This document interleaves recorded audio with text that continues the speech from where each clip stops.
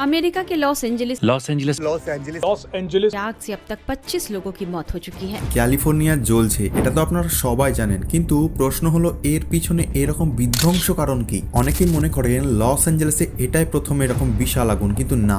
Loss অ্যাঞ্জেলেসে আগুনের season প্রতি বছর থাকে মে থেকে অক্টোবর পর্যন্ত, কিন্তু এই বছর আগুন শেষ হওয়ার নামই নেই। নভেম্বর, ডিসেম্বর, এমনকি জানুয়ারি অবধি চলে এসছে। ইতিহাসে এরকম বিধ্বংস আগুন ক্যালিফোর্নিয়াতে কখনো দেখা যায়নি। কিছুদিন আগে একটা শুষ্ক মরশুম কেটে গেছে, শুকনো গাছের ডালপাতা, একটা ছোট ফুলকিও বিশাল দাবানল তৈরি করতে পারে। কিন্তু এই আগুনের আসলে এক খলনায়ক আছে, স্যান্টা আনা হাওয়া। এই শক্তিশালী হাওয়া পাহাড়ি অঞ্চল থেকে দক্ষিণের ক্যালিফোর্নিয়া অবধি চলে আসে।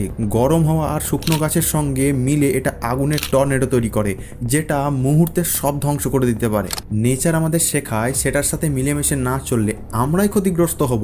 এই দাবানল সেটাই স্মরণ করিয়ে দেয়। তাই প্রকৃতিকে রক্ষা করতে সবাই মিলে অ্যাকশন নিন এখন।